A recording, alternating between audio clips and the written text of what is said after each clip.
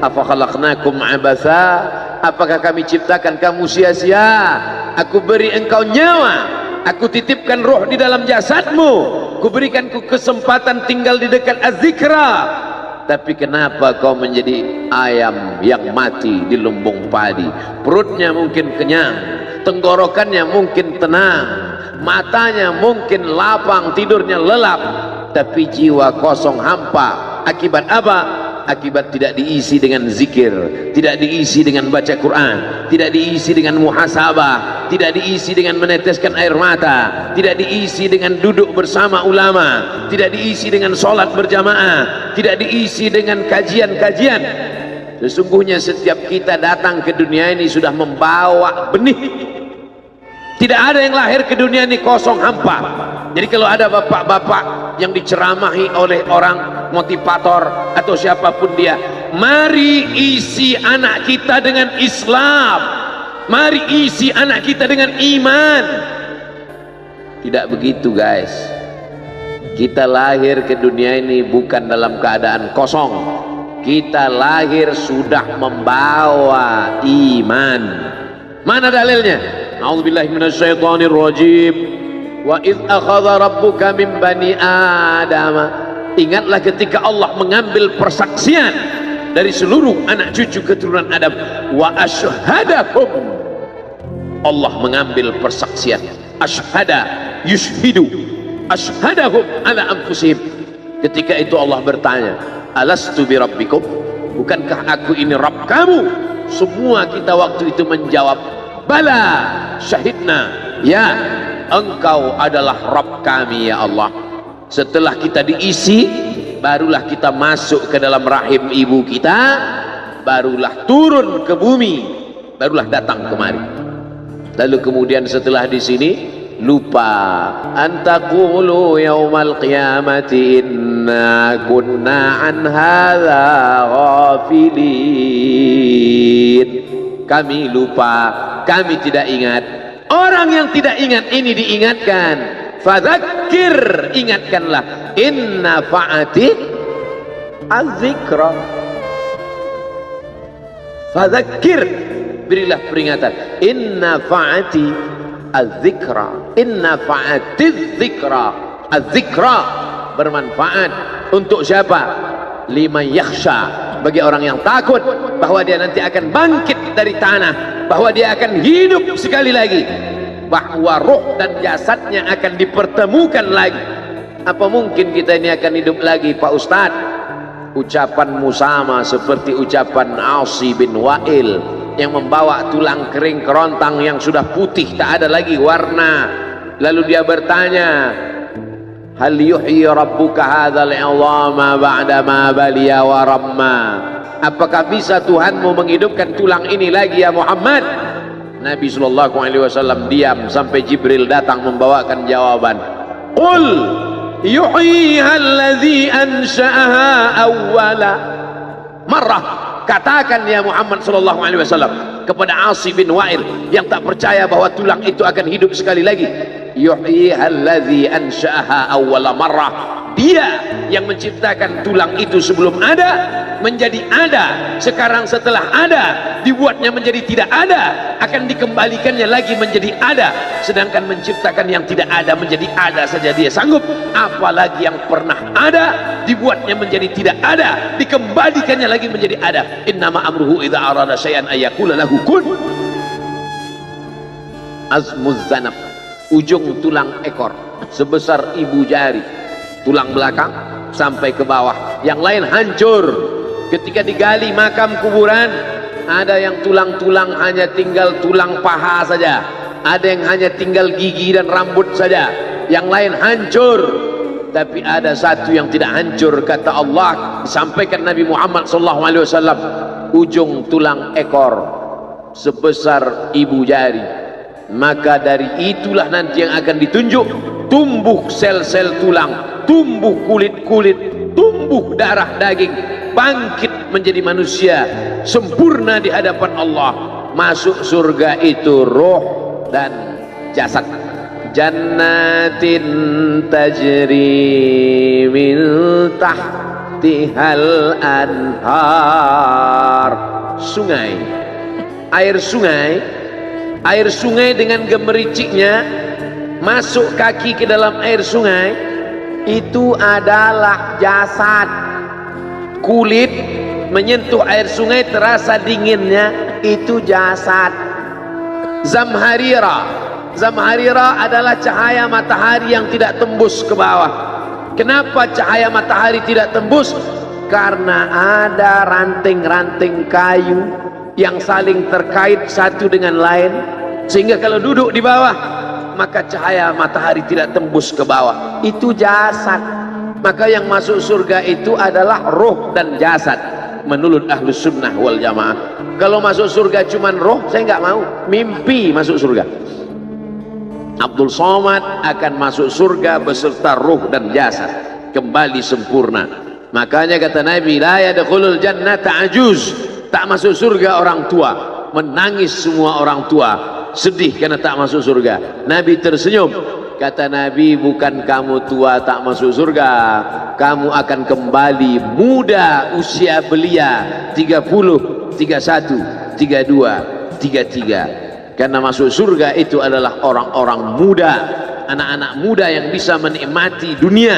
Begitulah mereka masuk ke dalam surga. Apa makna ucapan Nabi itu?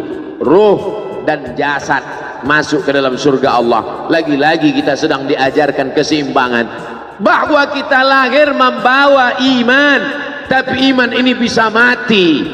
Benih letakkan di tanah pasir kering kerontang, tidak disiram, mati dia, kering. Bagaimana menghidupkannya?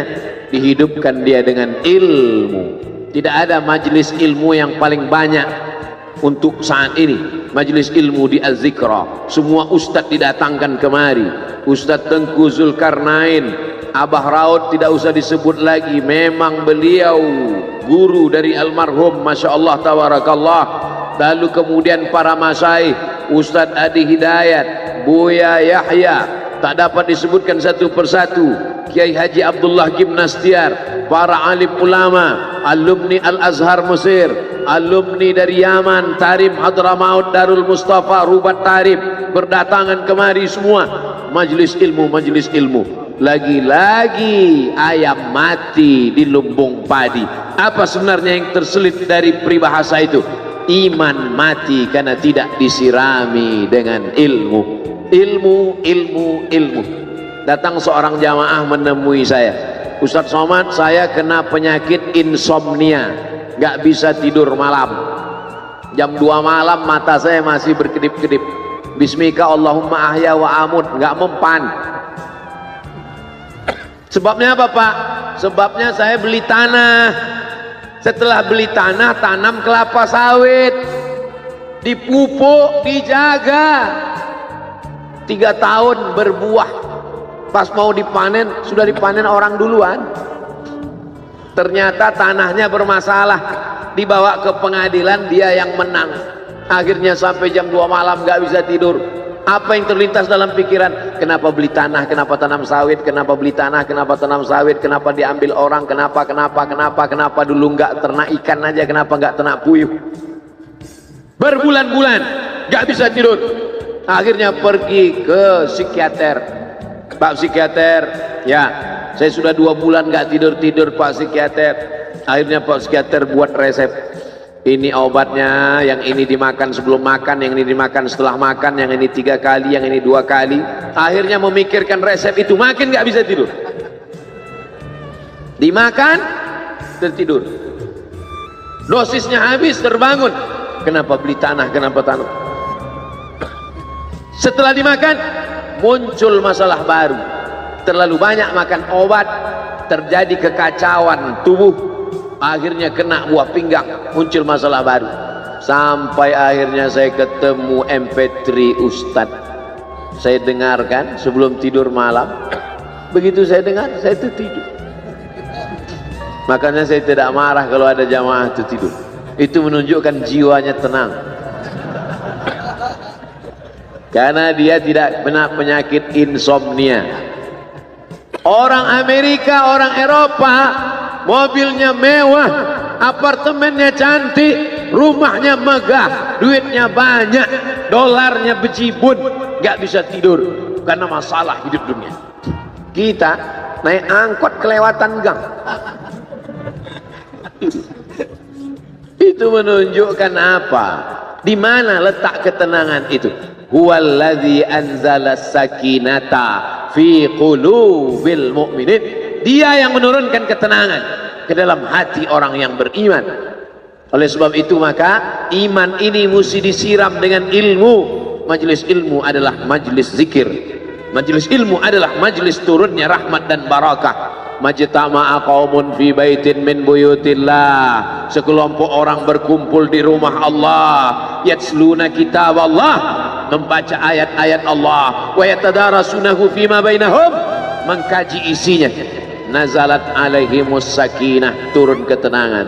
Wasyat bihimur rahmah, turun rahmat kasih sayang Allah. Haffat bihimul malaikah, dikelilingi oleh para malaikat.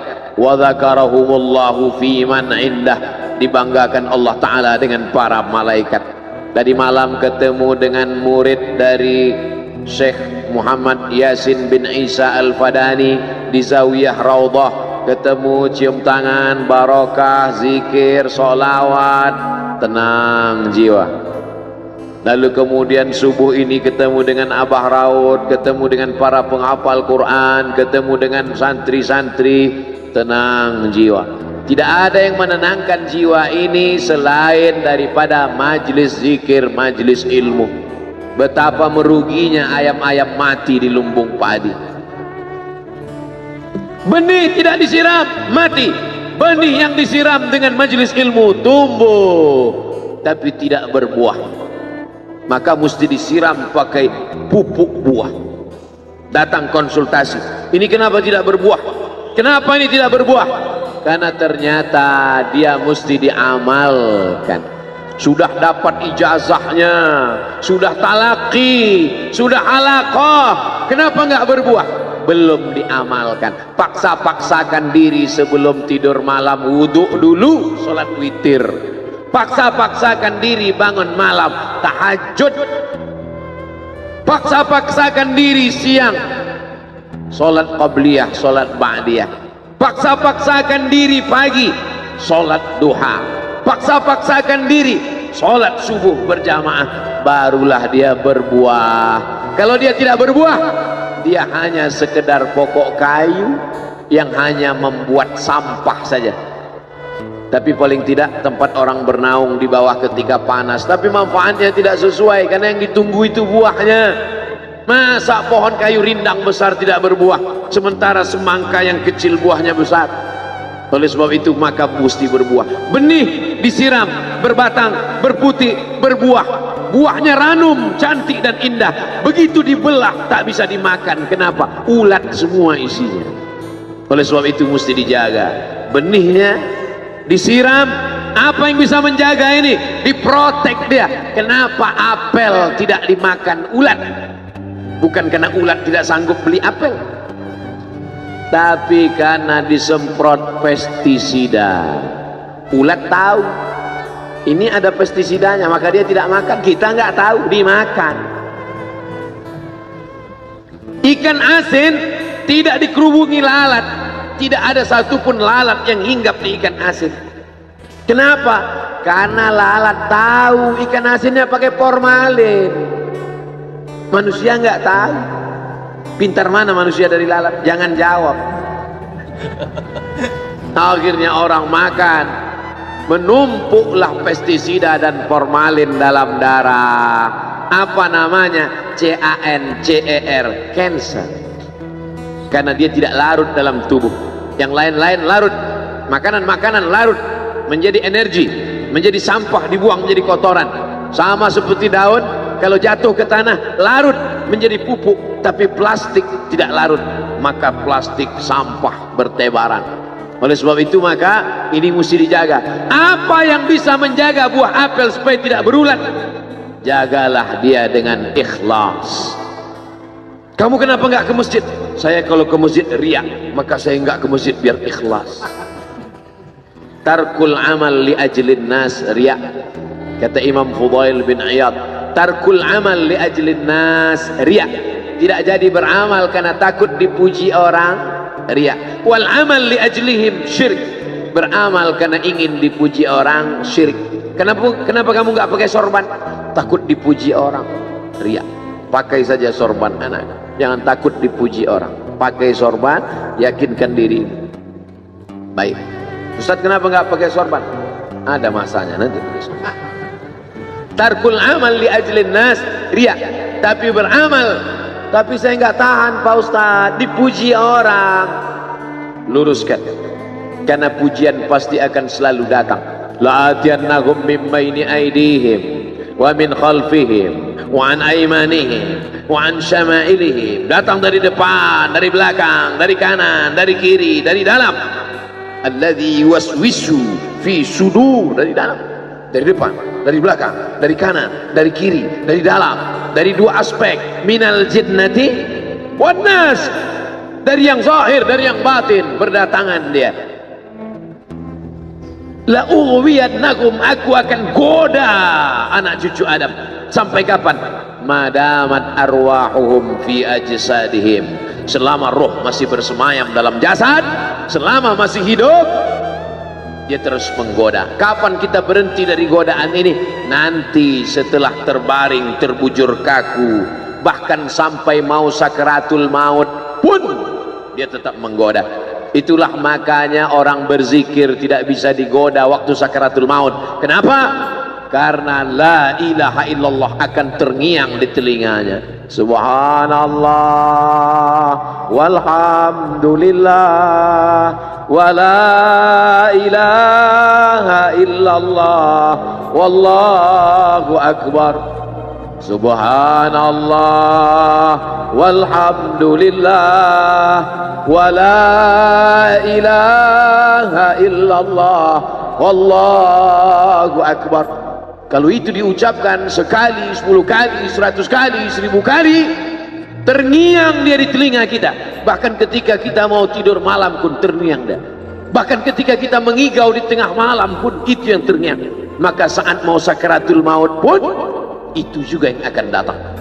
Apa yang kau ucapkan, apa yang kau dengar, apa yang kau pikirkan, apa yang kau renungkan, itu yang akan datang waktu sakaratul maut.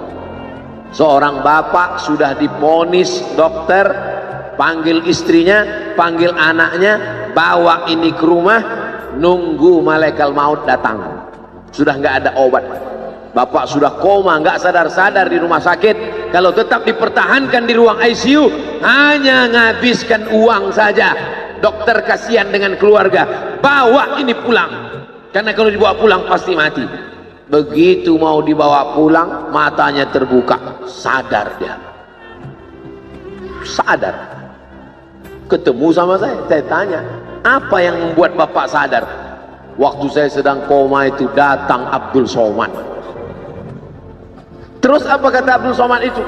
Nanya kapan tablik akbar. Akhirnya saya terbangun.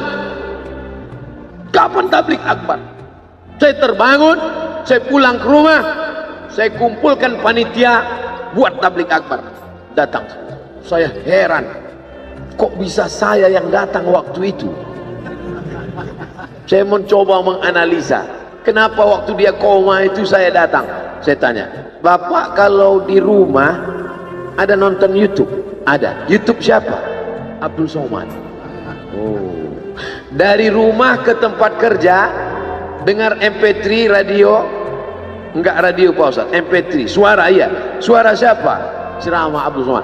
Baru saya connect, ternyata apa yang sering didengar, apa yang sering ditonton, apa yang sering dipikirkan, itulah yang akan datang ketika kita koma. Hati-hati yang suka sinetron Korea, hati-hati yang suka Bollywood, itu yang akan datang nanti waktu kau koma. Saudaraku yang dimuliakan, saya tidak nakut-nakuti, cerita aja. Tapi yang ketiga, subhanallah, bukan subhanallah, astaghfirullahalazim, astaghfirullahalazim, astaghfirullahalazim, astaghfirullahalazim, astaghfirullahalazim. Astaghfirullahalazim, astaghfirullahalazim, astaghfirullahalazim, astaghfirullahalazim, astaghfirullahalazim, astaghfirullahalazim, astaghfirullahalazim, astaghfirullahalazim, astaghfirullahalazim, astaghfirullahalazim, astaghfirullahalazim, astaghfirullahalazim, astaghfirullahalazim, astaghfirullahalazim, astaghfirullahalazim. Mudah-mudahan saat kita akan sakaratul maut, itulah yang akan datang ke telinga.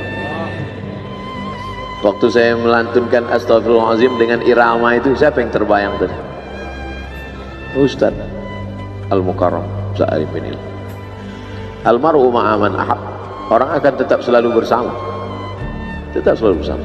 Itulah lantunan pertama yang saya dengar pertama kali di Pekanbaru, di halaman sekolah polisi SPN Pekanbaru. Sekarang sekolah polisi itu sudah jadi kantor Kapolda karena pindah.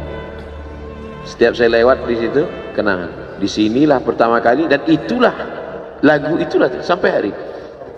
Maka kalau saya lantunkan, saya ingat orangnya, saya terbayang wajahnya. Itu betul kata Nabi, almar'u ma'aman ahab. Orang tidak akan pernah. Saya kalau diundang untuk ceramah kemarin berpikir 2-3 kali. Dulu saya membaca riwayat tentang Bilal bin Rabah yang pindah ke Damaskus setelah Nabi meninggal. Saya tidak paham cerita itu, karena Bilal bin Rabah pindah ke Damaskus, tidak mau azan lagi. Gak mengerti saya kisah itu ya. Yang saya pahami, setelah Nabi meninggal, dia pindah ke Damaskus, azan di Damaskus, Suriah. Diminta oleh Abu Bakar supaya datang ke Madinah azan, gak mau. Diminta oleh Sayyidina Umar, Bilal datang ke Madinah azan, enggak. Sampai akhirnya datang Sayyidina Al-Husain. Kata Sayyidina Al-Husain, datanglah. Bilal datang. Datang Bilal dari Damaskus ke kota Madinah, dan dia azan. Azannya tidak selesai. Kenapa tidak selesai?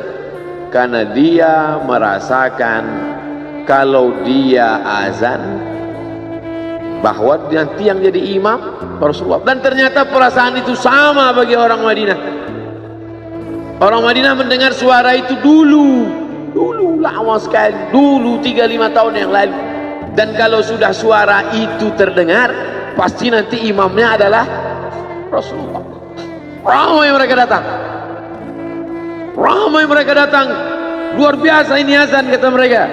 Karena kalau sudah azan ini yang pasti nanti imamnya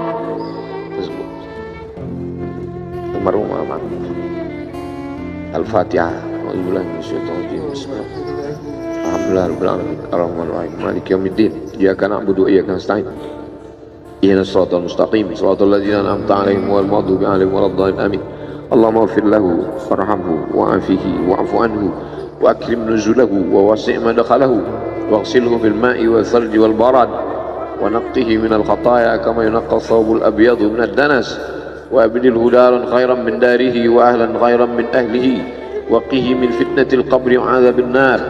Allahumma la tahrimna ajrahu wa la taftinna ba'dahu waghfir lana wa lahu wa li ikhwanina alladhina sabaquna bil iman wa la taj'al fi qulubina ghillan lil ladzina amanu rabbana innaka ra'ufur rahim. Allahumma ij'al ahlahu wa talamidatahu wa tullabahu minas sabirin alladhina idza asabatuhum musibah qalu inna lillahi wa inna ilaihi raji'un.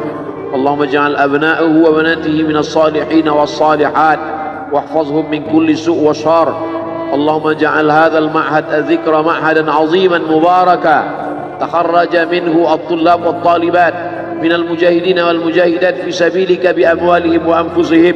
اللهم احفظهم من الظلمات، اللهم أخرجهم من الظلمات إلى النور، اللهم وفقنا لما تحبه وترضاه اللهم اجعل أبناءنا وبناتنا من حفاظ القرآن والحافظات اللهم اجعل قبره روضة من رياض الجنان لا تجعل قبره حفرة من حفر النيران وصلى الله على سيدنا ومولانا شفيعنا وذخرنا محمد وعلى آله وصحبه وسلم والحمد لله رب العالمين. Kalau sayang dengan almarhum, hidupkan majelisnya, ramaikan, bangkitkan semangat, tunjukkan kepada Allah Subhanahu wa taala bahwa kita cinta. Sab'atun yudhilluhumullah, 7 orang yang dapat naungan yauma la dhilla illa dhilluh, hari itu tak ada naungan kecuali naungan Allah. Rajulani, 2 orang tahabba fillah, berkasih sayang karena Allah, ijtama'a alaihi, bersama karena Allah, wa tafarraqa alaihi. Saya berharap saya dengan almarhum, saya dengan Abah Raud, saya dengan para sahabat termasuk yang mendapatkan naungan ini.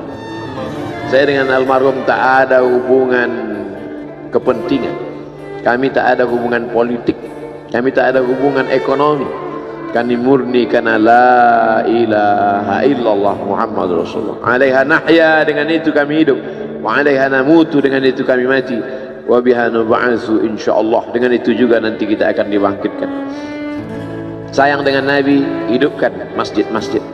Sayang dengan ulama, hidupkan majelis-majelisnya, jaga peninggalan-peninggalannya, lanjutkan perjuangannya. Itu bukti sayang. Sayang bukan di tepi bibir, sayang bukan basa-basi.